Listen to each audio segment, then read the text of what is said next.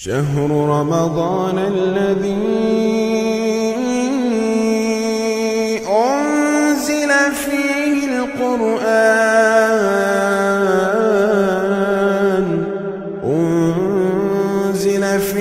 القرآن هدى للناس وبينات من الهدى والفرقان. السلام علیکم ورحمۃ اللہ وبرکاتہ. اعوذ باللہ من الشیطان الرجیم. بسم اللہ الرحمن الرحیم. لا يحب اللہ الجہر بالسوء من القول الا من ظلم وکان اللہ سمیعا علیما.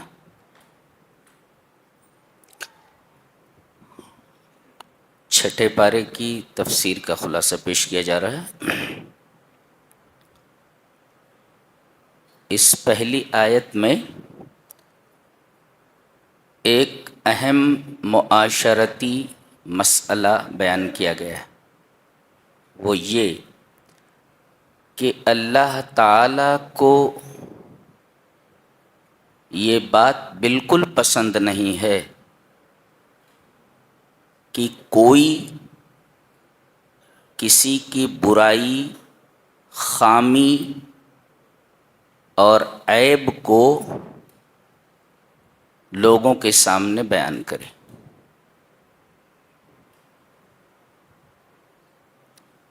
اس کا مفہوم مخالف یہ ہے کہ آدمی لوگوں کی خوبی اور اچھائی لوگوں کے سامنے بیان کر سکتا ہے، اس کی برائی اور اس کا عیب نہ بیان کرے. ایکسیپشن ہے، استثناء کیا گیا، مگر الا من ظلم، مگر وہ شخص جس کے اوپر ظلم کیا گیا ہو، یعنی مظلوم ظالم کے ظلم کو لوگوں کے سامنے بیان کر سکتا ہے، اس کے اس عیب کا اظہار لوگوں کے سامنے کر سکتا ہے.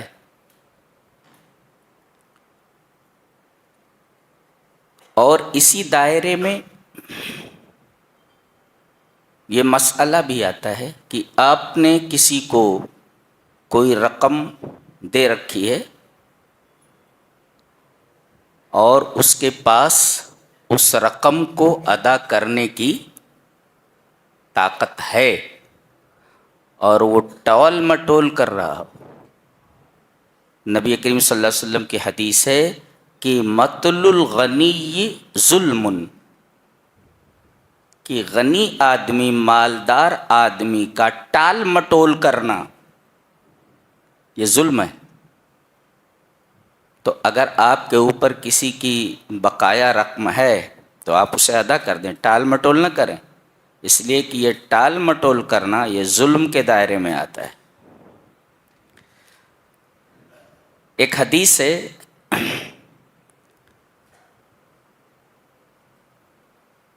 کہ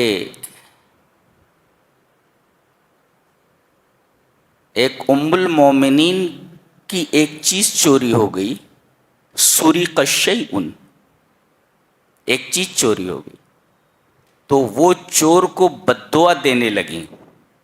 اس سے پتہ چلا کہ چوری بھی ظلم ہے اور ظالم کے اوپر بددعا کرنے کی اجازت ہے. یہ تو کہیں بھی تو اللہ کے رسول صلی اللہ علیہ وسلم نے جب یہ سنا کہ وہ چور کو بددعا دے رہی ہیں تو آپ نے فرمایا لا تسبخی فی. لا تسبخی فی کا مطلب یہ ہے کہ اے لا تخففی علیہ، یعنی تو اس کے اوپر ہلکا مت کر. دیکھو کتنی اچھی بات ہے، ہلکا مت کر، یعنی تو اس کو اگر بددعا دے گی تو اس کا جو گناہ ہے، جو گناہ کی سزا ہے وہ ہلکی ہو جائے گی. لہذا اسے بددعا مت دو، اس کا گناہ جو ہے وہ ہلکا ہو جائے گا. اس حدیث کے اوپر کچھ محدثین نے کلام کیا ہے جیسے علامہ البانی کہتے ہیں یہ حدیث ضعیف ہے، اس لیے کہ اس حدیث کی سند میں ایک راوی ہے حبیب ابن ابی ثابت، جن کے بارے میں کہا جاتا ہے کہ مدلس ہیں، اور مدلس اگر ان کے ساتھ کسی سے روایت کرتا ہے تو اس کو تدلیس کہتے ہیں، اور یہ تدلیس یہ حدیث کی صحت میں مضر ہوتی ہے۔ اور یہاں حبیب ابن ابی ثابت نے عطا ابن ابی رباح سے ان کے ساتھ روایت کیا ہے، لہذا مدلس کا انا مقبول نہیں ہے تا کہ وہ سماعت کی تصریح نہ کرے کہ میں نے فلاں محدث سے سنا ہے۔ ان کے ساتھ اگر مدلس روایت کرتا ہے تو مدلس کا انا قبول نہیں۔ اس وجہ سے علامہ البانی اس حدیث کو ضعیف کہتے ہیں۔ پھر بعد میں کہتے ہیں کہ ترجح عندی اخیراً، میرے نزدیک بعد میں چل کر یہ بات راجح ہوئی کہ انہو قلیل التدلیس، تدلیس تو کرتے ہیں وہ لیکن یہ تدلیس ان کے اندر کم پائی جاتی ہے، لہذا اگر کوئی اس حدیث کو لینا چاہے لے سکتا ہے۔ پتہ یہ چلا کہ اللہ کو یہ پسند نہیں ہے کہ کوئی کسی کے عیب کو لوگوں کے سامنے بیان کرے، مگر مظلوم کو یہ حق حاصل ہے کہ وہ ظالم کے عیب کو بیان کرے تاکہ لوگ یہ جان لیں کہ اس کے اندر یہ عیب ہے اور وہ اس سے دور ہٹ جائیں۔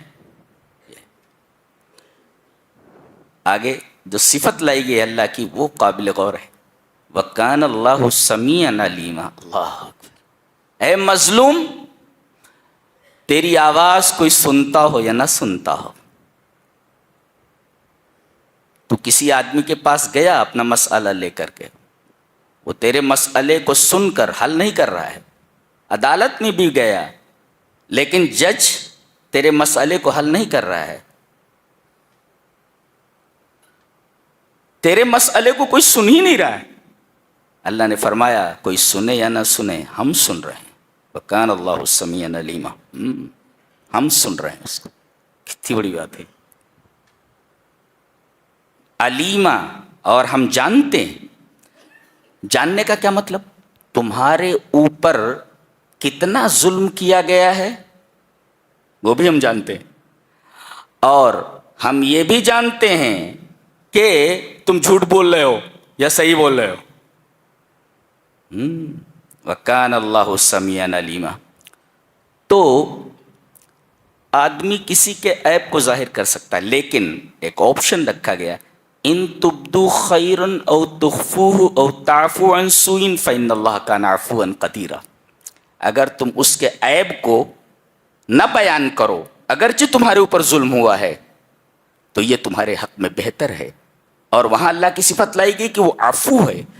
آدمی چاہتا ہے کہ اے اللہ تو عفو ہے مجھے معاف کر دے، تو جب تم یہ چاہتے ہو کہ تمہیں معاف کر دیا جائے تو اپنے بھائی کو بھی معاف کر دو اگرچہ وہ ظالم ہے۔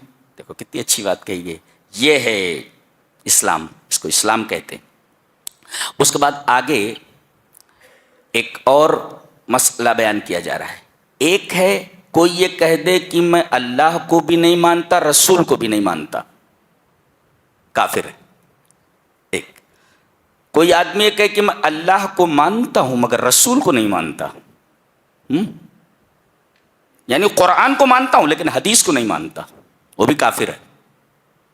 اچھا، ایک آدمی کہتا ہے کہ میں اللہ کو مانتا ہوں اور رسولوں کو بھی مانتا ہوں لیکن تمام رسولوں کو نہیں مانتا، بعض رسولوں کو مانتا ہوں اور بعض رسولوں کو نہیں مانتا، یعنی میں رسولوں کے درمیان تفریق کرتا ہوں، یہ تیسری قسم، یہ بھی کافر ہے۔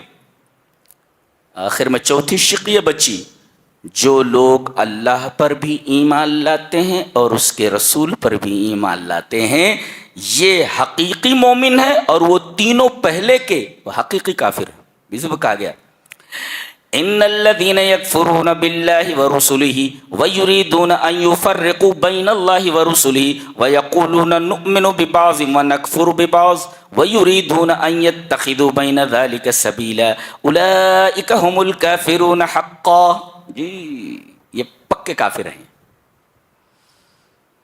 اتنا سمجھ میں آیا؟ آگے یہودیوں کی خباثتیں ذکر کی جا رہی ہیں، جی ایک تو ان کا مطالبہ ذکر کیا گیا، انہوں نے کہا کہ ہم اللہ کو اس وقت تک نہیں مانیں گے جب تک کہ اپنی آنکھوں سے نہ دیکھ لیں. یہ دیکھو، یہ بہت خطرناک مطالبہ تھا. اللہ تبارک و تعالی نے سزا یہ دی کہ ایک چیخ آئی اور سب کے سب مر گئے. اللہ کو اتنا غصہ آیا ان کے اس مطالبے پر کہ اللہ کو ہم اپنی آنکھوں سے دیکھنا چاہتے ہیں. یہ منہ مسور کی دال، تیری آنکھوں کی اوقات ہے کہ اللہ تبارک و تعالی کی تجلی کو برداشت کر سکے؟ تو اللہ کو دیکھنا چاہتا ہے. بتائیے یہ کتنے کم ظرف تھے یہ. اور نتیجہ کیا ہوا؟ فَأَخَذَتْهُمُ الصَّاعِقَةُ، چیخ آئی اور ان کے ظلم کی وجہ سے اللہ تبارک و تعالیٰ نے ان کو تباہ و برباد کر دیا. پھر دوبارہ ان کو زندہ کیا. یہ عجیب بات ہے. اور پھر ان کی ایک شرارت، ثُمَّ اتَّخَذُوا الْعِجْلَ مِن بَعْدِ مَا جَاءَهُمُ الْبَيِّنَاتُ، دلائل کے آ جانے کے بعد بھی انہوں نے بچھڑے کو معبود بنا لیا. یہ دیکھیے، اللہ کی عبادت کرنے کے بجائے انہوں نے بچھڑے کو معبود بنا لیا. کیسی قوم ہے یہ، کیسی قوم. حیرت ہوتی ہے کہ یہ انبیاء کی اولاد ہیں. انبیاء کی اولاد اتنی خراب ہو سکتی ہے؟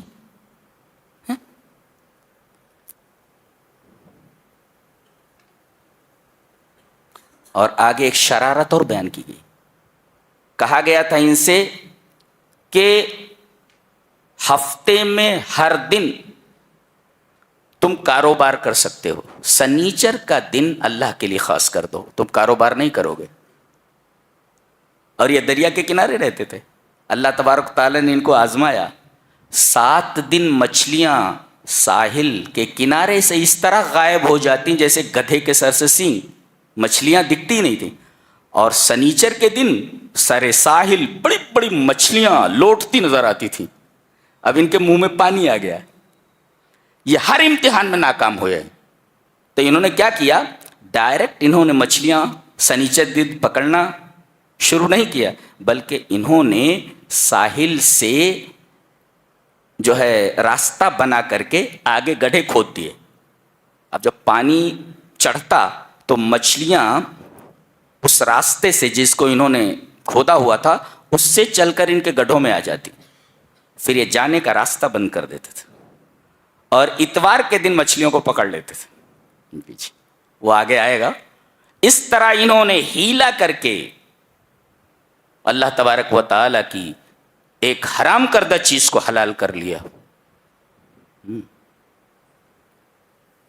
ان کی ایک شرارت یہ بھی. آگے ایک شرارت اور ذکر کی جا رہی ہے، وَقَتْلِهِمُ الْأَنْبِيَاءَ بِغَيْرِ حَقٍّ، انبیاء کو ناحق قتل کیا انہوں نے. پورا ایک سلسلہ ہے انبیاء کو قتل کرنے کا. وہ کریم ہوتے ہیں سماج کا، وہ اپنے لیے نہیں دوسروں کی بھلائی کے سوچتے ہیں، لیکن انہوں نے ایسے مخلص لوگوں کو بھی نہیں بخشا، ان کو قتل کر دیا. انبیاء کو قتل کرنا. وَقَتْلِهِمُ الْأَنْبِيَاءَ بِغَيْرِ حَقٍّ. اور یہ دیکھو دیدہ دلیری. وَقَوْلِهِمْ قُلُوبُنَا غُلْفٌ، اور یہ کہتے تھے کہ ہمارے دل پر غلاف چڑھے ہوئے ہیں، تم کتنا بھی بولو ہمارے دل تمہاری باتوں کا اثر قبول کرنے کے لیے تیار نہیں. ایسی گھٹیا قوم تھی. اللہ نے فرمایا یہ تمہارے دل پر غلاف نہیں چڑھا ہوا ہے، تمہارے کفر کی وجہ سے اللہ تبارک و تعالیٰ نے مہر لگا دی ہے تمہارے دلوں پر، اس وجہ سے تمہارے دل نبیوں کی باتوں کا اثر نہیں قبول کرتے. یہ بہت بڑا عذاب ہے تمہارے لیے. اور آگے ان کی ایک شرارت ذکر کی گئی. یہ کہتے ہیں کہ ہم نے عیسیٰ ابن مریم کو قتل کیا ہے. ارے ایک ہوتا ہے گناہ کرنا اور ایک ہے گناہ کا اعلان کرنا. جی کوئی آدمی کسی لڑکی سے زنا کر لے گناہ تو ہے ہی، اب اس گناہ کو اپنے دوستوں سے بیان کرتا پھر رہا ہے، یہ دوسرا گناہ ہے. یہ دوسرا گناہ ہے. تو ایک تو ہے انبیاء کا قتل کرنا اور خاص طور سے حضرت عیسیٰ علیہ السلام کا قتل، اور اس کا اعلان بھی کر رہے ہیں وَقَوْلِهِمْ إِنَّا قَتَلْنَا الْمَسِيحَ، ہم نے مسیح کو قتل کر دیا.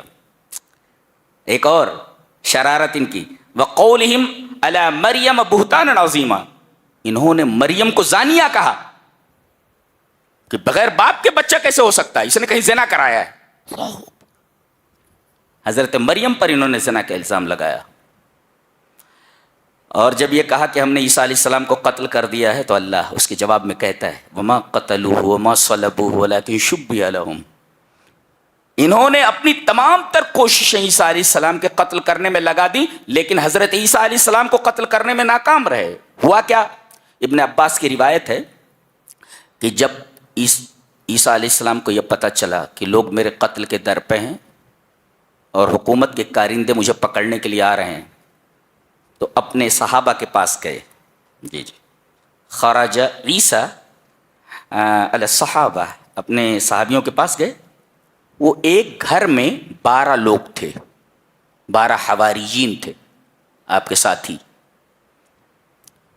آپ نے کہا ایکم یلقى علیہ شبہی فیقتل مکانی، کون ہے جس کے اوپر میری شکل ڈال دی جائے اور میری جگہ وہ قتل کیا جائے اور قیامت کے دن میرے ساتھ میرے درجے میں ہو. ایک نوعمر نوجوان کھڑا ہوا، کہا کہ میں یہ کام کرنے کے لیے تیار ہوں. من احدثہم سنن، بالکل نوخیز نوجوان تھا. اس نے کہا کہ میں تیار ہوں.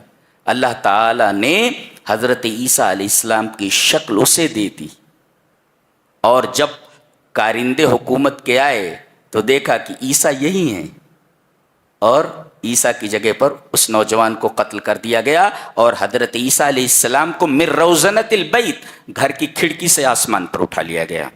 اس طرح حضرت عیسیٰ علیہ السلام کو بچا لیا گیا اور اس کی جگہ پر وہ نوجوان قتل کیا گیا. اللہ نے فرمایا وما قتلوا وما صلبوا ولکن شبہ لہم. انہوں نے عیسیٰ کو قتل نہیں کیا، نہ سولی دی، نہ تو انہوں نے کل کیا نہ تو کروسیفائی کیا، ولکن شبہ لہم، ماں باللہ ان کے اوپر مشتبہ ہو گیا ہے. وَإِنَّ الَّذِينَ اخْتَلَفُوا فِيهِ لَفِي شَكٍّ مِّنْهُ، لوگوں نے اس میں اختلاف بھی کیا اور اختلاف کی وجہ بھی تھی. اندر عیسیٰ بھی ہیں، برابر ہے. اب اس میں اختلاف ہوا کہ عیسیٰ کون ہے، عیسیٰ ہے کون، عیسیٰ گئے کدھر، اس میں اختلاف ہوا کے بارے میں. معاملہ مشتبہ ہو گیا، عیسیٰ ہے کون. 12 تھے تو یہ تو 11 ہیں اور حضرت عیسیٰ علیہ السلام 13ویں تھے.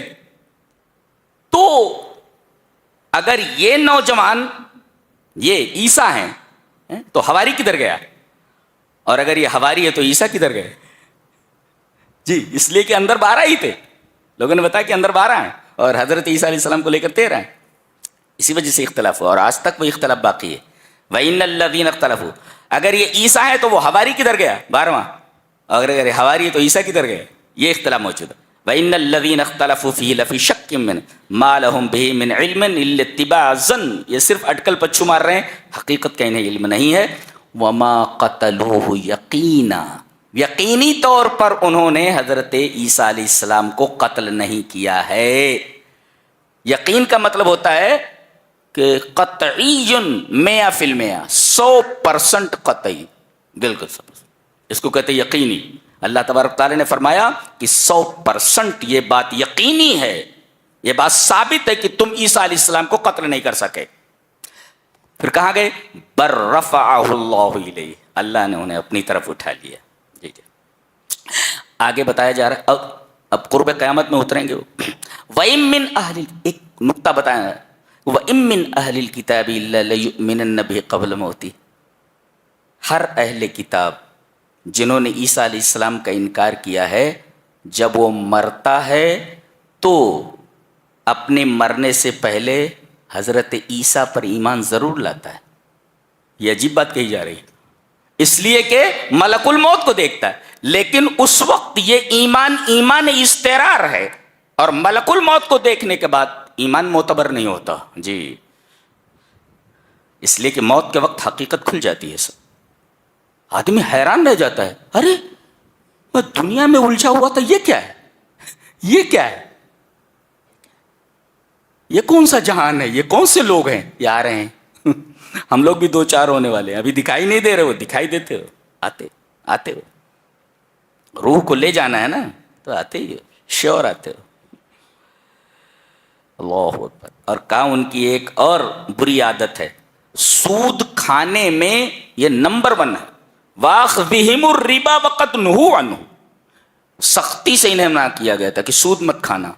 और आज पूरी दुनिया में देखो, सूद के कारोबार की बुनियाद ये यहूदियों के हाथ में है। पूरी सूदी कारोबार जो पूरी दुनिया में पनप रहा है, उसका पूरा कंट्रोल यहूदियों के हाथ में है, जिससे इन्हें रोका गया था। वाखिहिमुर रिबा वक़द नुहू अन्हु, एक तो ये वअक्लिहिम अम्वालन नास बिल बातिल, और ये लोगों का माल बातिल तरीके से खाने में माहिर हैं। किसी का भी माल ले लो, हराम तरीके से और हलाल तरीके से सवाल ही पैदा नहीं होता। इनके लिए हमने अज़ाब अलीम तैयार कर रखा। अल्लाह। लेकिन इन यहूदियों में से भी, अहले किताब में से कुछ अच्छे लोग हैं। कहा गया इनमें एक तो ईमान लाने वाले लोग हैं, बहुत सारे यहूदी ईमान भी लाए, अल्लाह ने उनका इस्तिस्ना किया। और इन ईमान लाने वालों में रासिख फिल इल्म है। देखो, एक होता है रसूख, का मतलब होता है जड़ें जमीन के अंदर चली जाएं, तो रासिख फिल इल्म कहते हैं इल्म में गहराई होना। एक होता है आलिम होना और एक होता है रासिख फिल इल्म होना, दोनों में फर्क होता है। आलिम, उसके पास इल्म होता है, लेकिन रासिख फिल इल्म, जिसका इल्म बहुत पुख्ता, बड़ा मजबूत और बड़ा गहरा होता है। तो एक तो होता है आलिम और एक होता है रासिखीन फिल इल्म, रासिख फिल इल्म होता है। और तीसरे रब्बानी होता है, रब्बानी। रब्बानी किसे कहते हैं? तीसरे पारे में फरमाया गया कूनु रब्बानीयीन, तुम रब्बानी बनो। किसे कहते हैं रब्बानी? बिमा कुंतुम तुअल्लिमूनल किताब व बिमा कुंतुम तदरुसून। रब्बानी वो होता है जिसके अंदर 2 सिफतें पाई जाएं। एक तो वो जो कुरान हकीम की तालीमात को लोगों तक पहुंचाता हो, तुअल्लिमूनल किताब, अल्लाह की किताब का इल्म लोगों तक पहुंचाता हो, रब्बानी हो। वह बिमा कुंतुम तदरुसून, और खुद कुरान हकीम की स्टडी करता हो, जी, खुद पढ़ता हो और लोगों तक कुरान हकीम को पहुंचाता हो। और पहुंचाने से पहले कुरान का इल्म होना ज़रूरी है, इसलिए कि इल्म नहीं होगा तो इल्म देगा कैसे? आजकल हैं बहुत सारे मौलवी ऐसे हैं जो जिनके पास कोई गहरा इल्म नहीं है, उनको बड़ी तकलीफ होती है, हमारा वक़ार क्यों नहीं भाई, हमारा वक़ार क्यों नहीं वगैरह। तो अल्लाह तबारक तआला की देन है ये, ज़ालिका फ़ज़्लुल्लाह युतीहि मन यशा। उसमें हम क्या करें, उसमें हम क्या करें जी। यहाँ तक कि वो ये चाहते हैं कि कुरान हकीम के दुरूस लोगों के सामने न पेश किए जाएं। ये मौलवियों की हालत है, मौलवियों की हालत। अल्लाह, ये अजीब बात है, ये अजीब बात है।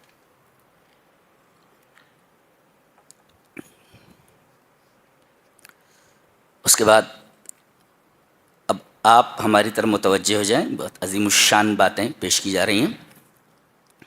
जहाँ ये सूरह निसा ख़त्म हो रही है, जानते हैं, यहाँ आखिर में बहनों का हिस्सा बयान किया गया है।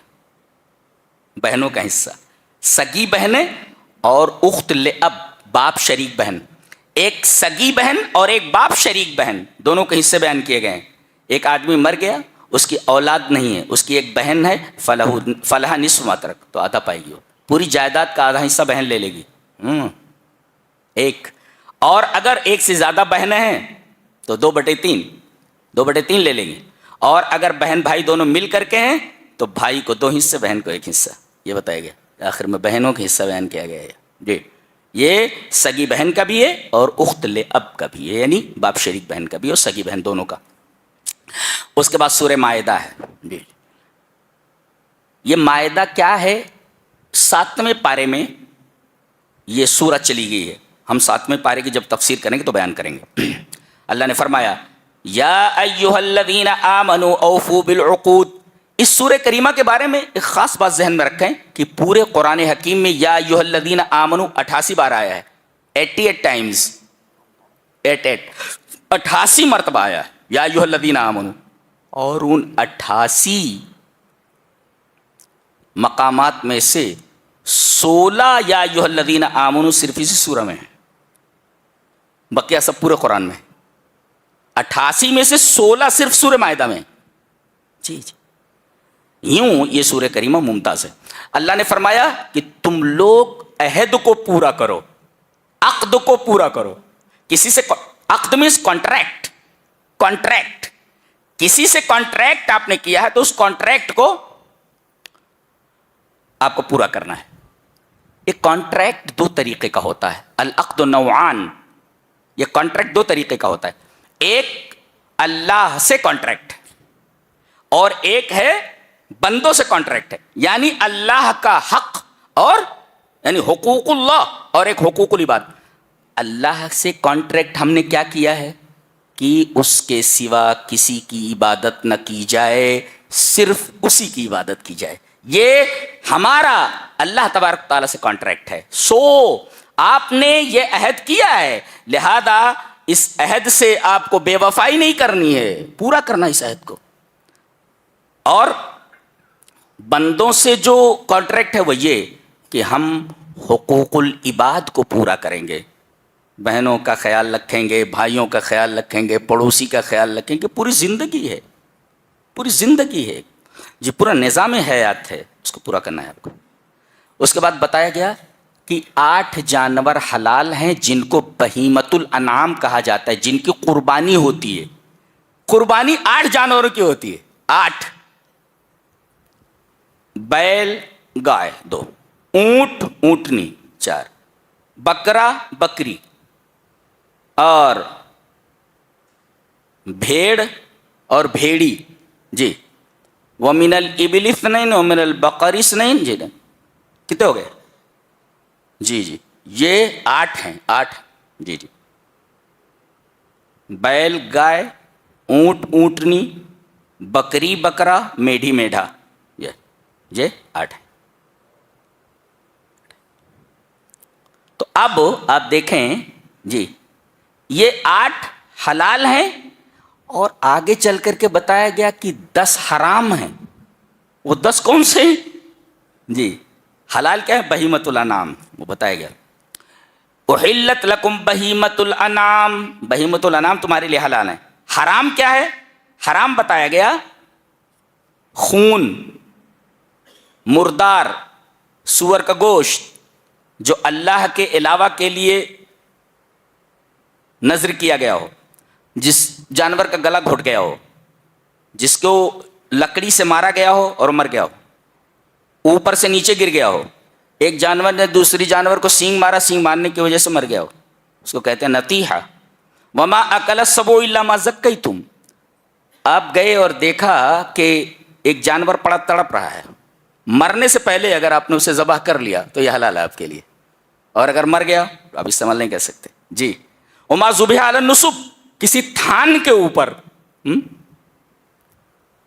غیر اللہ کی عبادت کے لیے کوئی جگہ بنی ہوئی ہے, وہاں پر آپ لے جا کر کے جانور کو کاٹیں, یہ جانور حرام ہے. وما ذبح علی النصب. ٹھیک, اللہ اور غیر اللہ دونوں جمع ہی نہیں ہو سکتے. اسی وجہ سے کسی مسجد کے اندر اگر قبر ہو تو اس مسجد کے اندر نماز جائز نہیں ہے. جی, اللہ اور غیر اللہ دونوں ایک ساتھ جمع نہیں ہو سکتے. وما ذبح علی النصب وان تستقسم بالازلام, وہ پانسے کے ذریعے, جوئے کا طریقہ تھا, اس کے ذریعے حاصل کیا ہوا مال بھی صحیح نہیں ہے. ذالکم فسق, یہ فسق ہے.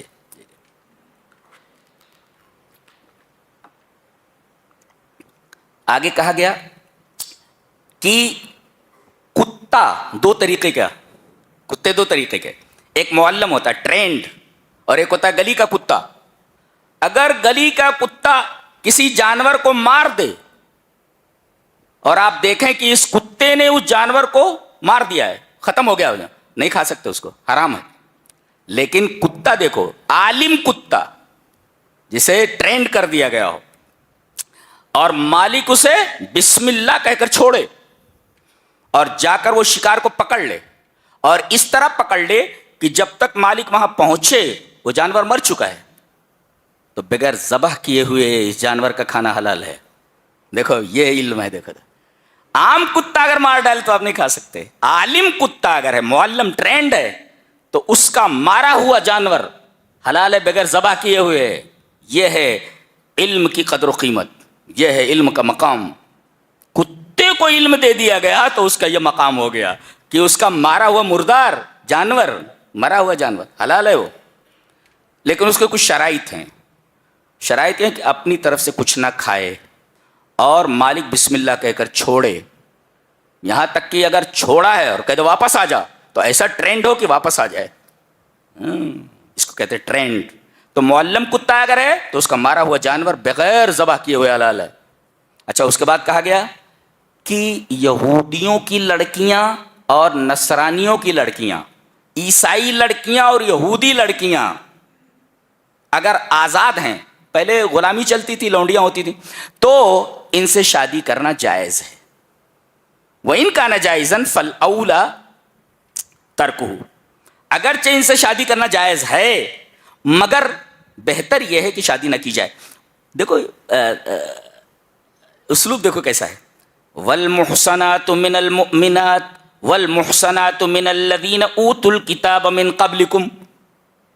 مومنہ لڑکیاں پہلے، اس کے بعد یہودی لڑکیاں. تو پہلے مومنہ لڑکیوں کا تذکرہ کیا گیا، مسلمانوں کی لڑکیاں، اور اس کے بعد یہودیوں کی لڑکیاں.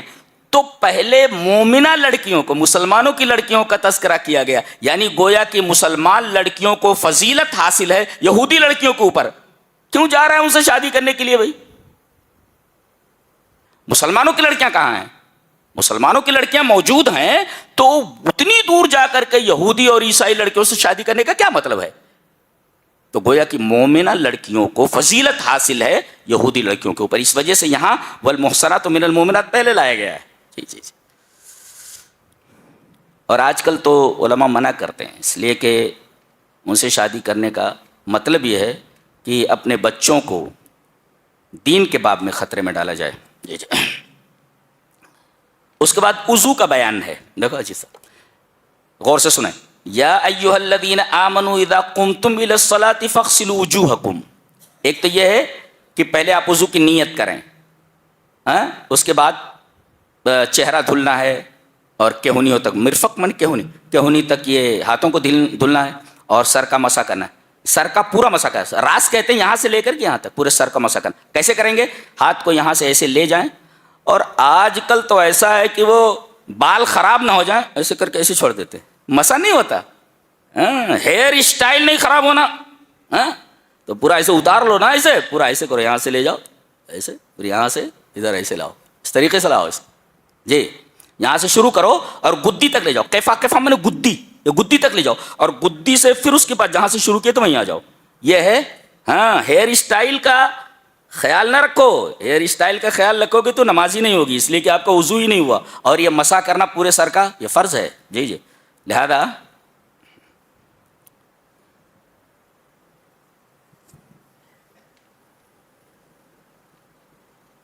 تو اوائڈ دا ہیئر اسٹائل، وہ چھوڑ دو اس کو.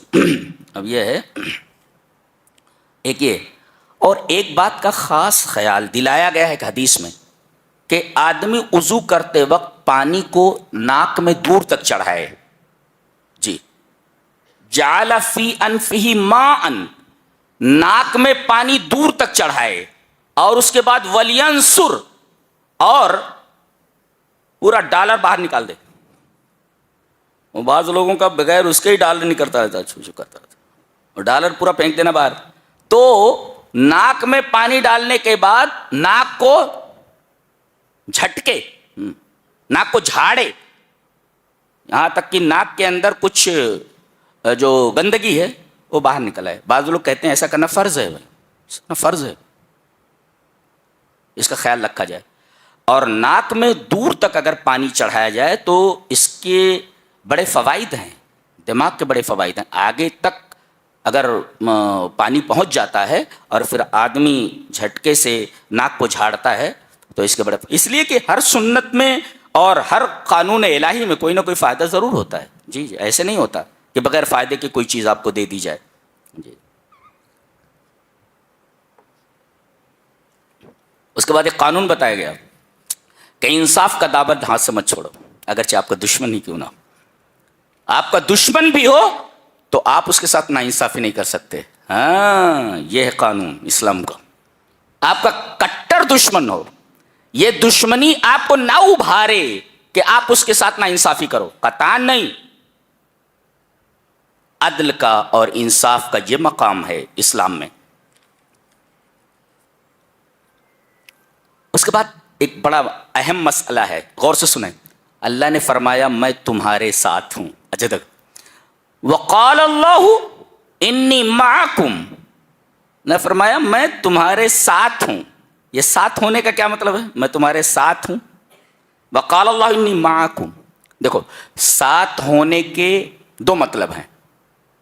ایک مطلب تو یہ ہے جس کو کہتے ہیں معیت عامہ، تو کافر کے ساتھ بھی ہے اور مومن کے ساتھ بھی ہے، سب کے ساتھ. کیا مطلب ہے؟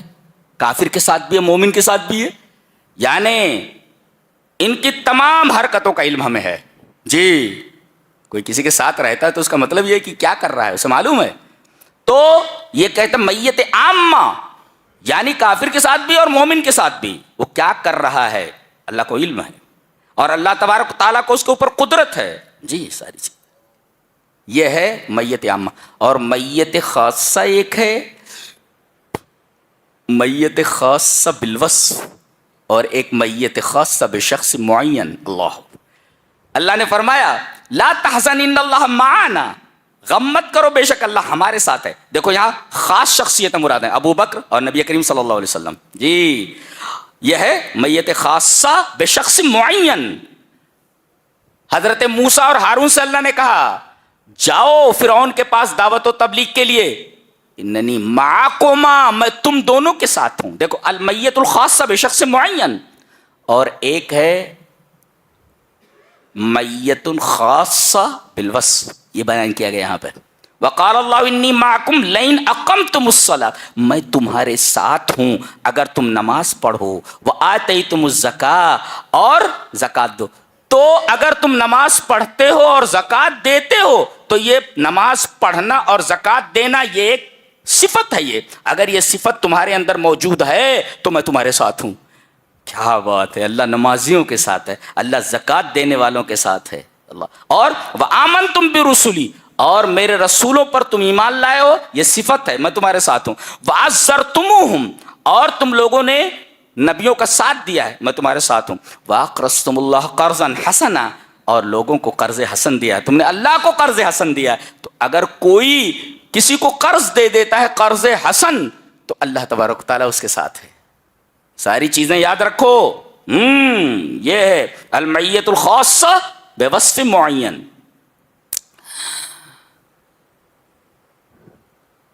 اس کے بعد کہا جا رہا ہے قد جاءکم من اللہ نور و کتاب، تم لوگوں کے پاس نور آ گیا اور واضح کتاب. نور سے مراد نبی کریم صلی اللہ علیہ وسلم ہے، اور کتاب مبین سے مراد قرآن ہے. نبی کریم صلی اللہ علیہ وسلم نور ہیں، نور سے بنے ہوئے نہیں بلکہ نور ہدایت ہیں. جس طریقے سے روشنی ہو تو آدمی روشنی میں راستے کو دیکھتا ہے، اس کے اپس اینڈ ڈاؤنس کو دیکھتا ہے، اس کے اتار چڑھاؤ کو دیکھتا ہے، نشیب و فراز کو دیکھتا ہے. ایسے ہی روشنی میں آدمی کو ہدایت نظر آتی ہے، اور یہ ہدایت آخرت کی ہدایت ہے جو نبی پیش کرتا ہے. تو آپ نور ہدایت ہے، نور مجسم نہیں ہے، نور سے بنے ہوئے نہیں بلکہ نور ہدایت. اور کتاب مبین سے مراد قرآن حکیم. یہ دونوں چیزیں تمہارے پاس آ گئیں.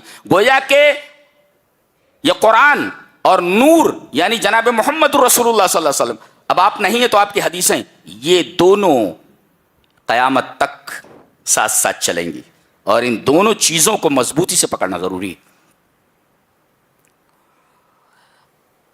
آگے بہت اہم باتیں آ رہی ہیں، آپ لوگ میری طرف متوجہ ہو جائیں. جی فرمایا گیا دنیا کی بزدل ترین قوم ہے. یہ کون سی؟ یہود. ان سے کہا گیا کہ چلو ارض مقدس میں داخل ہو جاؤ، فلسطین میں. ان کو پتا چلا کہ بڑے تگڑے تگڑے لوگ وہاں موجود ہیں، لال کر دیتے ان کی. بڑے تگڑے تگڑے لوگ. کہنے لگے جب تک پورا گاؤں خالی نہیں ہو جاتا تب تک ہم اس بستی میں داخل نہیں ہوں گے. یہ لو واہ واہ واہ، ہینگ لگے نہ پھٹکری رنگ چوکھا ہے، واہ بھائی واہ.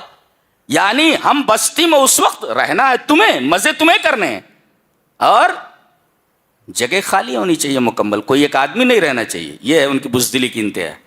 اور یاد رکھو ہمیشہ ان کے بارے میں، جو بھی یہود کی تاریخ پر غور کرے گا اسے معلوم ہو جائے گا کہ ان کے سامنے اگر کوئی طاقتور آ جائے تو جھک جاتے ہیں، اور اگر کمزور آ جائے تو اس کے اوپر چڑھ جاتے ہیں. یہ ان کی عادت ہے بدماشوں کی. طاقتور ان کے سامنے آ جائے تو جھک جاتے ہیں, اور اگر کمزور آ جائے تو اس کے اوپر چڑھ جاتے ہیں. یہ ان کی عادت ہے. انتہا درجے کے ذلیل اور انتہا درجے کے بزدل ہیں یہ. فرمایا گیا کہ یا قوم ادخلوا الارض المقدسۃ التي كتب اللہ لکم. اے قوم, ایمان والے نے تو کہا ہی نہیں گیا یا قوم ارض مقدس میں داخل ہو جاؤ, یعنی فلسطین میں. التی کتب اللہ لکم, میں نے بتایا تھا کہ کتب علی, جیسے یا ایھا الذین آمنوا کتب علیکم الصیام, تو روزے کے اندر مشقت ہے لہذا بانا علی آیا. یہاں لکم ہے, تمہارے لیے اللہ نے آسانی پیدا کر دی ہے. اب جب اللہ یہ فرما دے تمہارے لیے آسانی ہے تو جانا چاہیے نا. قالوا یا موسیٰ ان فیہا قوما جبارین, ارے اس گاؤں میں تو بڑے موٹے موٹے لوگ ہیں, جبار لوگ ہیں, طاقتور.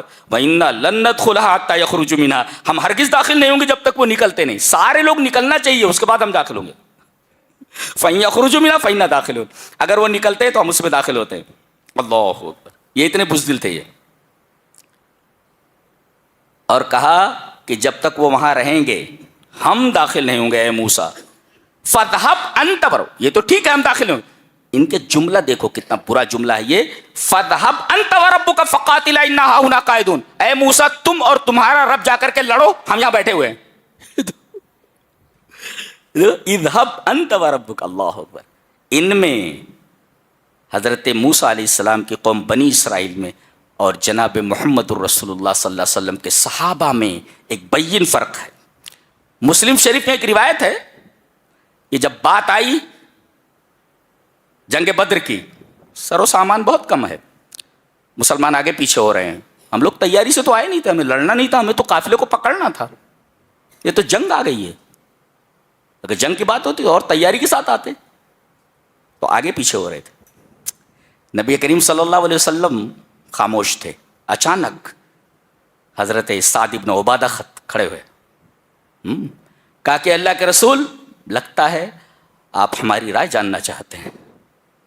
قسم ہے اس ذات کی جس کے ہاتھ میں میری جان ہے, اگر آپ ہمیں حکم دیں کہ ہم سمندر میں کود جائیں, سمندر میں کود جائیں. یہ صحابہ تھے ہمارے, رسول سے محبت کرنے والے تھے. یہ مسلم شریف کی روایت ہے یہ کہ اللہ کے رسول شاید آپ ہماری رائے جاننا چاہتے ہیں, سن لیجئے آپ, اگر آپ ہمیں یہ کہیں کہ ہم سمندر میں کود جائیں, ہم سمندر میں کود جائیں گے. کیا جملہ, اللہ, آپ زرنی سے لکھے جانے کے لائق ہے, سونے کے پانی سے لکھے جانے کے لائق ہے. یہ صحابہ ہیں. اور حضرت مقداد ابن اسود کھڑے ہوئے, یہ حضرت علی کے دوست ہیں. جی حضرت علی کے دوست, پہلوان ہے یہ, کھڑے ہوئے حضرت مقداد ابن اسود. کہا کہ اللہ کے رسول آپ ہم سے کچھ کہلوانا چاہتے ہیں؟ اے اللہ کے رسول ہم موسیٰ کی قوم نہیں ہیں. ڈائریکٹ بول دیا انہوں نے, حدیث کے الفاظ ہیں, اے اللہ کے رسول ہم موسیٰ کی قوم نہیں ہیں کہ کہیں کہ تم اور تمہارا رب جاؤ لڑو. اللہ کی قسم ہم آپ کے آگے سے لڑیں گے, آپ کے پیچھے سے لڑیں گے, آپ کے دائیں سے لڑیں گے, آپ کے بائیں سے لڑیں گے, ہماری لاشوں پر سے گزر کر کوئی آپ تک پہنچ سکتا ہے. اللہ سبحان اللہ و بحمدہ سبحان اللہ. یہ اسلام ہم تک ایسے نہیں پہنچا ہے. صحابہ کرام اسی وجہ سے ہمارے لیے لائق اتباع ہیں, ہمارے لیے لائق تعظیم ہیں, اور ان کی محبت ہمارے اوپر واجب ہے کہ انہوں نے اسلام کو پہنچانے میں ہم تک اتنی بڑی بڑی قربانیاں دی ہیں. سمندر میں حکم دے کود جانے کے لیے تو کود جائیں گے. اللہ کے رسول موسیٰ کی قوم نہیں ہے کہ ہم یہ کہیں کہ تم اور تمہارا رب جاؤ لڑو, ہم آگے سے آپ کے لڑیں گے, آپ کے پیچھے سے لڑیں گے, دائیں سے لڑیں گے, بائیں سے لڑیں گے. کیا دیکھ رہے ہیں صحابہ کرام کا. اللہ کی قسم کھا کر کے کہتا ہوں کہ انبیاء کے بعد اس روئے زمین پر نبی کریم صلی اللہ علیہ وسلم کے صحابہ سے زیادہ عظیم اور پیارا گروہ نہیں گزرا, پیاری جماعت نہیں گزری گئی. اتنے پیارے لوگ تھے سب.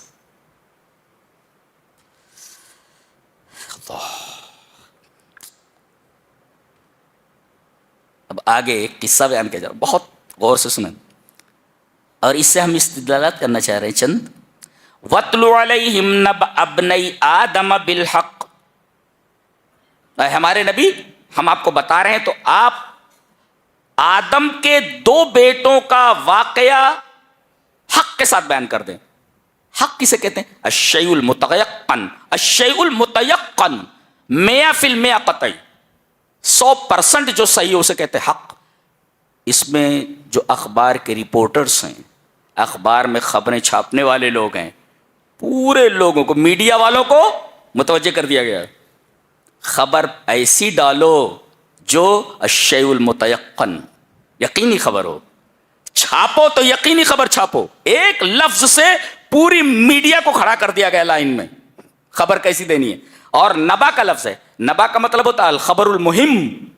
ہر خبر کو نبا نہیں کہتے، نبا کہتے ہیں الخبر المہم، کوئی اہم خبر. پوری میڈیا کو ایک لفظ کے اندر، بلکہ ایک جملے میں کھڑا کر دیا گیا ہے. تمہیں کیا کرنا ہے؟ چھاپو تو شے متیقن چھاپو، یقینی چیز، قطعی چیز. رپورٹ دو، صحیح رپورٹ دو. لوگوں تک بات پہنچاؤ، صحیح بات پہنچاؤ. پوری میڈیا کو کٹہرے میں کھڑا کر دیا ایک جملے نے. وَاتْلُ عَلَيْهِمْ نَبَأَ ابْنَيْ آدَمَ، میرے حبیب آدم کے دونوں بیٹوں کا واقعہ حق کے ساتھ بیان کرو. گویا کہ ان کا یہ واقعہ، هذه القصة وقعت 100% قطعی، یہ واقعہ جو بیان کیا جا رہا ہے 100% ہوا ہے. یہ اس کے اندر کوئی جھوٹی بات تو ہے ہی نہیں. کیا ہوا تھا؟ 2 بیٹے تھے حضرت آدم کے، قابیل اور حابیل. قابیل یہ کھیتی کرتا تھا، صاحب زرع، اور یہ حابیل صاحب ماشیت، بکری اور بھیڑ وغیرہ کا ریوڑ رکھتا تھا. اب ان دونوں نے اللہ کے حضور قربانی پیش کی. اذ قربا قربانا، ایک قربانی پیش کی دونوں نے. فتقبل من احدہما ولم يتقبل من الاخر، ایک کی قربانی قبول ہوئی، دوسرے کی قبول نہیں. کیوں؟ یہ جو قابیل تھا، جو کھیتی کرتا تھا، اس نے قدم الى اللہ من انتاجہ الزراعی اسوا واردى شیء، اس نے تھوڑا سا غلہ لا کر کے، معمولی لا کر کے رکھ دیا وہاں میدان میں. اور حابیل نے اپنے ریوڑ میں سے ایک اسمن اور افضل، ایک خوبصورت میڑھا لا کر کے قربانی کے لیے کھڑا کر دیا. اس وقت طریقہ یہ تھا کہ آسمان سے آگ آتی تھی اور جو قربانی مقبول ہوتی تھی اس کو جلا دیتی تھی. آسمان سے آگ آئی اور میڑھے کو جلا گئی. حابیل کی قربانی قبول ہو گئی. اب یہ غصے میں آ گیا، کہا کہ تیری قربانی کیسے قبول ہو گئی؟ ارے بھائی تیری نیت اچھی نہیں ہے.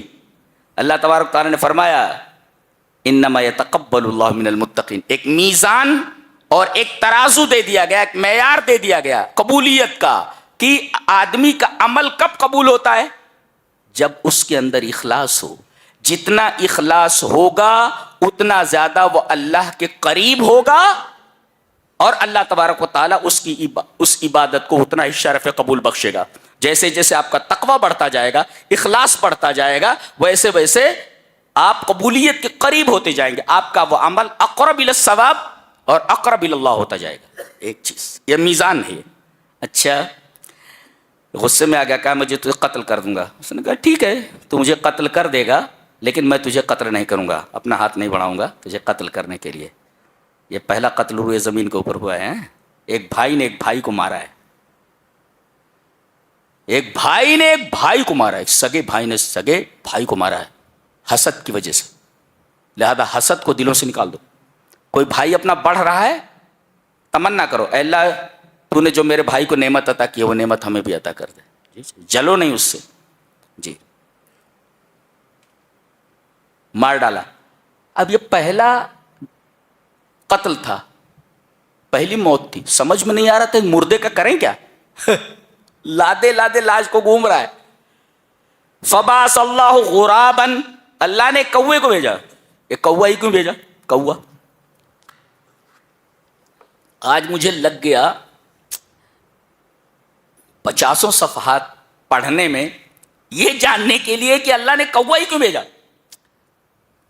میرے ٹیبلٹ میں تقریباً 50 تفسیریں ہیں، سب عربی میں الحمدللہ. جی تلاش کرتے کرتے ایک جگہ پہنچا تو بڑا اچھا لگا مجھے کہ کوا ہی کیوں بھیجا اللہ نے، دوسرا جانور کیوں نہیں.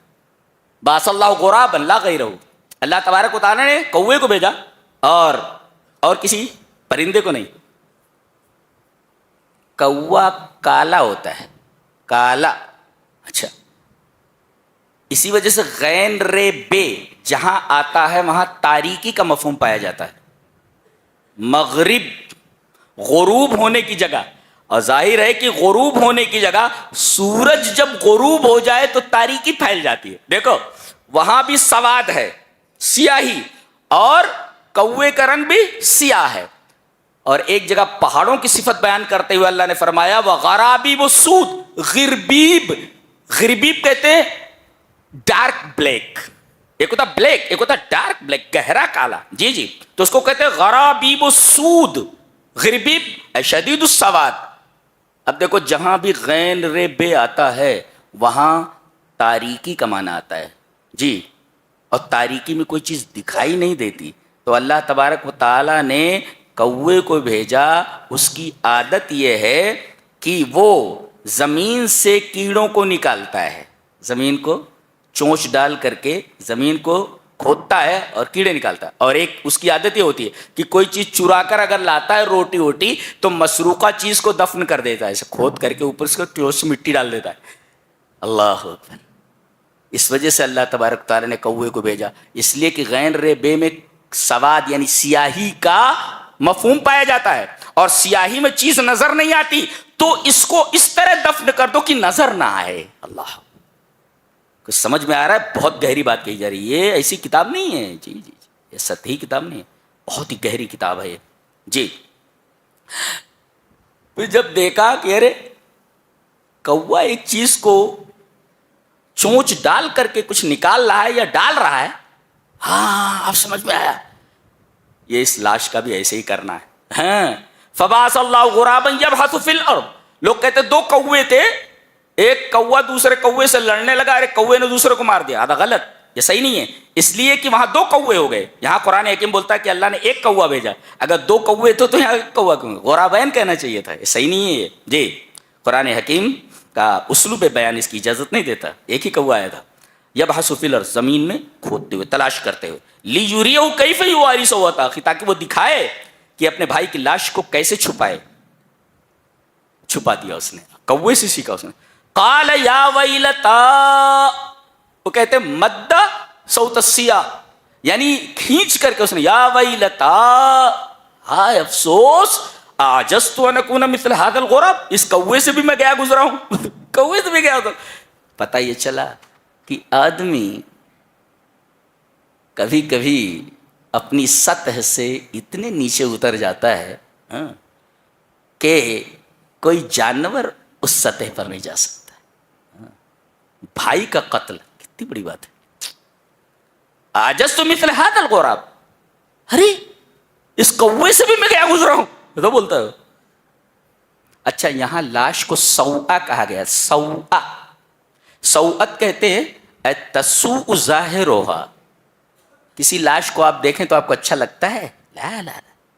تو یہاں جثہ کو، لاش کو سوءت کہا گیا ہے. اور سوءت سین واو حمزہ سے مشتق ہے، اس کا مطلب ہوتا ہے ناپسندیدہ. کوئی لاش کو دیکھتا ہے تو اسے اچھا نہیں لگتا، تو اس وجہ سے اس کو لاش کو سوء کہا گیا ہے. جی، اور نکتہ یہ بھی ہے کہ ایک تو اسے زمین میں دفن کرنا یہ فطرت ہے. یہ کوے کو بھی اگر بولو کہ بھائی لاش کا کیا کرنا ہے تو جانور بتا دے گا کوا کہ بھائی اس کو دفن کرنا چاہیے، جلانا نہیں چاہیے اس کو. ایک یعنی گویا کہ دفن کرنا یہ فطرت ہے. اس لیے کہ انسان مٹی کا ہے، قاعدہ یہ ہے کہ جس چیز سے بنا ہوا ہے اسی کے حوالے اس کو کر دیا جائے. مٹی سے بنا ہے، مٹی کے حوالے کر دیا جائے. کل شیء یرجع الی اصلہ، یہ بھی قاعدہ بھی ہے کہ جو جس چیز سے بنا ہے اس کو حوالے کر دیا. مٹی سے بنا ہے، مٹی سے بنا ہے، مٹی کے حوالے کر دیا جائے. اچھا، اور سوء لاش کو کہا گیا اس لیے کہ کوئی آدمی لاش کو دیکھ کر اچھا فیل نہیں کرتا، اس وجہ سوء کہا گیا. نبی کریم صلی اللہ علیہ وسلم فرمایا نہلانے کے بعد مردے کو مکمل کفن دیا جائے، سر سے پیر تک ڈھک دیا جائے، سر بھی کھلا نہ رہے. جی، سر بھی کھلا نہ رہے، پیر بھی کھلا نہ رہے، اس طرح اس کو کفن دیا جائے. سوائے محرم کے، جو احرام باندھے ہوئے ہو. احرام باندھے ہوئے اگر آدمی حج کر رہا ہے یا عمرہ کر رہا ہے اور حالت احرام میں وہ مر گیا تو اس کے سر کو ڈھکا نہیں جائے گا، کھلا رکھا جائے گا، اس لیے کہ نبی کریم صلی اللہ علیہ وسلم کی حدیث موجود ہے لا تخمروا راسہ، ایک آدمی کا حالت احرام میں انتقال ہو گیا تھا، نبی نے کہا اس کے سر کو مت ڈھکو، یعنی مردے کے سر کو ڈھک دیا جائے گا سر سے پیر تک، مگر اگر حالت احرام میں مرا ہے تو استثناء ہے کہ محرم کے سر کو اور اس کے منہ کو نہ ڈھکا جائے، یہ فرق ہو جائے گا دونوں میں، یاد رکھو۔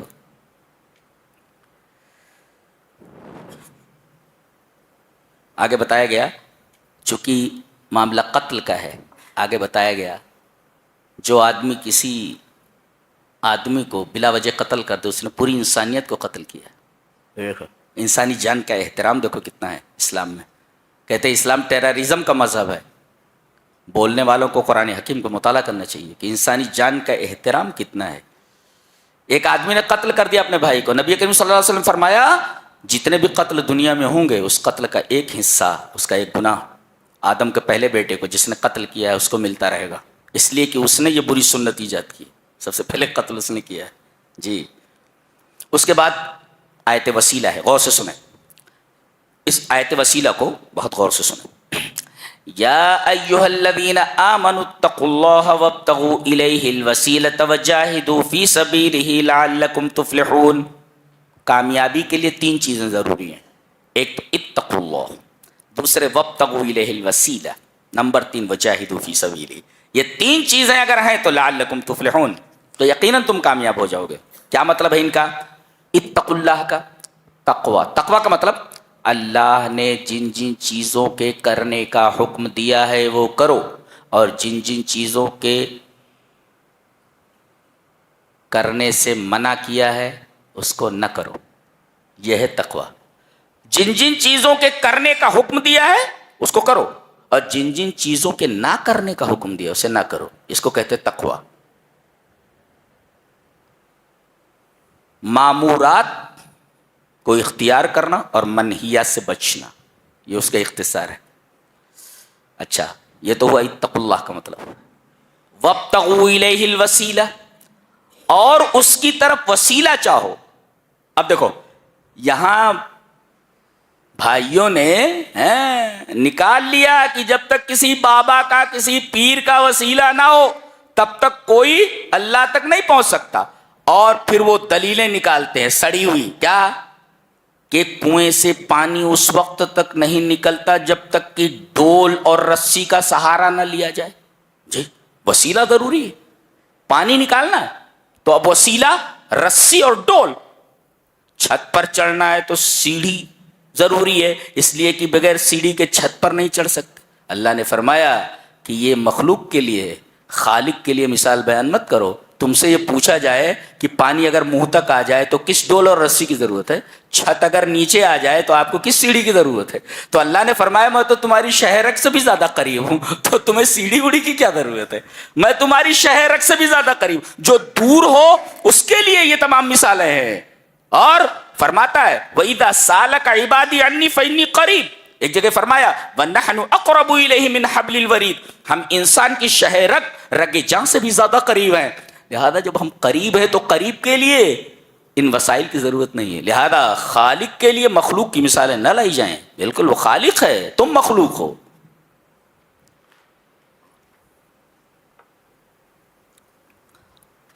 تو وسیلہ کسی کا نہیں لیا جا سکتا، 3 وسیلے جائز ہیں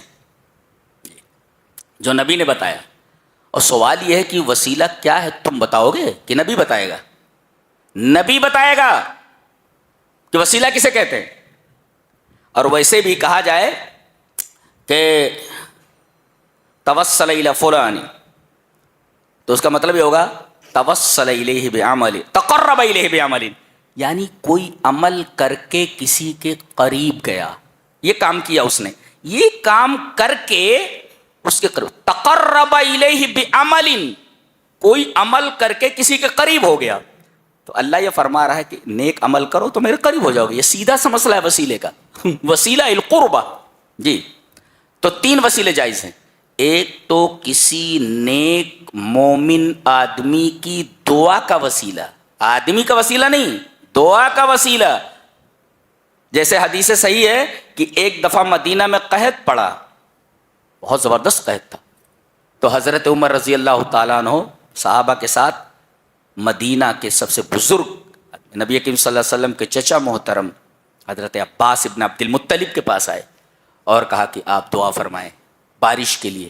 نقطہ یہ ملا، دیکھو مدینہ ہے، آپ نبی کی قبر پر نہیں گئے بلکہ نبی کے چچا کے پاس آئے جو زندہ تھے. پتہ یہ چلا کہ دنیا سے چلے جانے کے بعد نبی سے بھی کوئی چیز نہیں مانگی جا سکتی، ورنہ صحابہ یہ کام ضرور کرتے. اور اگر صحابہ سے محبت ہے جنہوں نے اپنی جانیں لگا دیں اسلام کو ہم تک پہنچانے کے لیے، تو آپ کا یہ وتیرہ ہونا چاہیے کہ جو صحابہ نے کیا ہے اسے آپ کو بھی کرنا ہے. انہوں نے نبی کریم صلی اللہ علیہ وسلم کی قبر پر جا کر کے بارش کی دعا نہیں مانگی، بلکہ وہ نبی کریم صلی اللہ علیہ وسلم کی حدیث کے مطابق نیک آدمی کا وسیلہ، اس کی دعا کا وسیلہ لینے کے لیے آگے. عباس ابن عبد المطلب سے کہا آپ نیک ہیں، آپ دعا کریں. دعا ہوئی اور ابھی فارغ بھی نہیں ہوئے تھے، موسلا دھار بارش شروع ہو گئی. اللہ اکبر. یہ مناظر ہم لوگوں نے نہیں دیکھے یار، ایسا نہیں دیکھے، اس لیے کہ ہمارا ایمان اس درجے کا نہیں ہے. بتائیے، دعا کے لیے ہیں اور اس کے بعد کہیں بادل نہیں. دعا ختم ہوئی، چاروں طرف سے بادل ہی بادل، موسلا دھار بارش شروع ہو گئی. ساری مصیبتیں اسی وجہ سے. ہم کو مانگنے کا طریقہ نہیں ہے، ہمارے اندر وہ تقویٰ نہیں ہے، ہمارے اندر اس طریقے کا ایمان نہیں ہے، تو کہتے وہ چیزیں یوں اب کیوں نہیں ہو رہی ہیں؟ وہ چیزیں اب کیوں نہیں ہو رہی؟ تیری اوقات کیا ہے؟ تمہارے اندر وہ چیز نہیں ہو رہی ہے، اسی وجہ سے وہ چیزیں نہیں ہو رہی. جی تو ایک تو ہے کسی نیک مومن آدمی کی دعا کا وسیلہ، آدمی کا نہیں، ذات کا نہیں، اس کی دعا کا. جیسے عباس ابن عبد المطلب کا وسیلہ لیا گیا قحط کے موسم میں بارش کے لیے، اور دوسرے اللہ تبارک و تعالیٰ کے اسماء حسنہ کا وسیلہ دعا قبول. دیکھیے ایک روایت ہے کہ آدمی اگر یہ دعا کرے اس طرح، اللہم انی اسألک بانی اشہد انک انت اللہ لا الہ الا انت الاحد الصمد لم یلد ولم یولد ولم یکن لہ کفوا احد. اگر یہ دعا پڑھ کر کے مانگے تو نبی اکرم صلی اللہ علیہ وسلم نے فرمایا یہ دعا ایسی ہے کہ اذا دعی بہ اجاب، اس میں اعظم ہے یہ. اگر اس کے ذریعے کوئی آدمی دعا کرے تو دعا قبول ہوتی ہے، اور کوئی چیز مانگے تو دی جاتی ہے. اذا سئل فاعطی. اللہ کیا ہے وہ؟ اللہم انی اسألک بانی اشہد انک انت اللہ لا الہ الا انت الاحد الصمد الذی لم یلد ولم یولد ولم یکن لہ کفوا احد. یہ دعا تو اللہ تبارک تعالیٰ کے اسماء حسنہ کا وسیلہ. احد ہے، صمد ہے، اے اللہ تو ایک ہے، اے اللہ تو بے نیاز ہے، اے اللہ تو غفور رحیم ہے. تو اس طریقے سے کہہ کر کے پھر اللہ سے مانگو. اللہ میں پریشان حال ہوں، پریشانیوں کا دور کرنے والا تو ہی ہے، میری پریشانی کو دور کر دے. میرے رب میں بہت گنہگار ہوں، تو غفور رحیم ہے، میرے اوپر رحم فرما، مجھے معاف کر دے میرے رب. اللہ کو بہت اچھا لگتا ہے بندہ جب مانگتا ہے اور روتا ہے تو اللہ تبارک تعالیٰ دیکھتا ہے اپنے بندے کو روتے، دیکھتا ہے اس کو. اللہ. اور تیسرے ہے اعمال صالحہ کا وسیلہ. کوئی نیک عمل آپ نے کیا، اگر آپ نے کوئی نیک عمل کیا ہے اور آپ کوئی چیز اللہ سے چاہتے ہیں تو اپنے نیک عمل کا وسیلہ بن، اے اللہ میں نے وہ نیک عمل کیا تھا، اگر وہ تیری نگاہ میں اچھا تھا تو اے اللہ میں اس عمل کے وسیلے سے دعا مانگتا ہوں کہ میری اس مصیبت کو دور کر دے. جیسے حدیث میں ہے کہ 3 غار والے، حدیث غار کہ 3 آدمی بارش سے جو ہے بچنے کے لیے وہ ایک غار میں گھس گئے، اور بارش کی وجہ سے وہ ایک چٹان سرکی اور غار کے منہ پر آ کر ٹھہر گئی. چٹان اتنی بڑی تھی اور نکلنے کا راستہ بھی نہیں تھا. وہ تینوں زور لگا رہے ہیں اندر سے، چٹان ہٹ نہیں رہی ہے، جنگل ہے، آس پاس کوئی ہے بھی نہیں، موت لازمی تھی. تینوں نے مشورہ کیا کہ یہ چٹان تو ہٹنے والی نہیں ہے، اب اپنے اپنے عملوں کا جو تم نے اپنی زندگی میں اپنی سمجھ کے مطابق اچھا عمل کیا ہے، اپنے اپنے عملوں کا وسیلہ لے کر کے اللہ سے دعا کرو. اس میں ایک آدمی تھا، کہا کہ اللہ میرے پاس ایک کام کرنے والا تھا، مزدور تھا، تھوڑا سا جو یا تھوڑی سی چیز رہ گئی تھی اور چلا گیا وہ. میرے رب میں نے اس تھوڑی سی چیز کو انویسٹ کر دیا, لگا دیا. جب وہ آیا برسوں کے بعد تو کہا کہ وہ جو آپ کے پاس میرا تھوڑا سا جو وغیرہ باقی تھا وہ مجھے دے دو. کہا کہ یہ ساری بکریاں تیری ہیں, یہ سارے اونٹ تیرے ہیں. وہ کہہ رہا مذاق کر رہے ہو, مذاق کر رہے ہو. کہا کہ نہیں, تو نے جو چیز میرے پاس چھوڑی تھی, تیرا جو حق تھا میں نے اس کو انویسٹ کر دیا تھا, اس کا فائدہ یہ ہوا جس سے یہ ساری چیزیں خریدی ہوئی تیری ہیں, لے جا. اس نے کہا میرے رب اگر میرا یہ عمل تیری نگاہ میں اچھا ہے تو چٹان کو سرکا دے. تھوڑی سی چٹان سرک گئی. کیا طاقت, اللہ اکبر, نیک عملوں کے ذریعے دعا کرنی. کچھ سمجھ میں آ رہا ہے جی؟ یہ بہرحال وہ تین ہیں, تینوں نے ایک ایک عمل کا وسیلہ لیا, وہ مشہور ہے.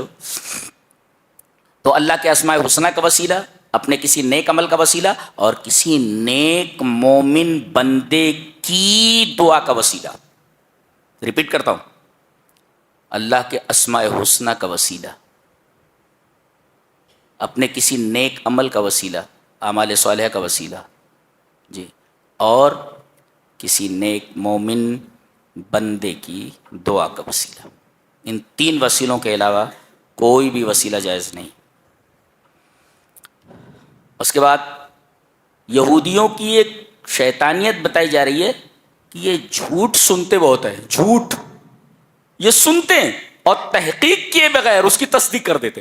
ارے بھائی کوئی آدمی جھوٹ بول رہا ہے, کوئی خبر لا رہا ہے, اس کی تحری کرو, چیک کرو اس کو, خبر صحیح ہے کہ نہیں. یہ چیک نہیں کرتے, ڈائریکٹ اس کے اوپر ایکشن لیتے ہیں. یہ بڑی خراب عادت.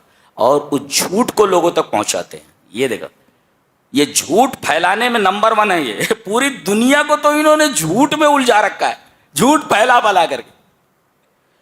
اتنی بدنصیب قوم ہے یا اللہ, اتنی بدنصیب قوم. جی جی, اب یہ سورہ کریمہ آگے تک چلی گئی ہے 7ویں پارے میں. چلیے کل اس پر بحث کرتے ہیں 7ویں پارے میں انشاءاللہ. یہ رہا 6 پارے کی تفسیر کا خلاصہ. اللہ ہمیں نیک عمل اور اچھی سمجھ کی توفیق عطا فرمائے. وآخر دعوانا الحمدللہ رب العالمین.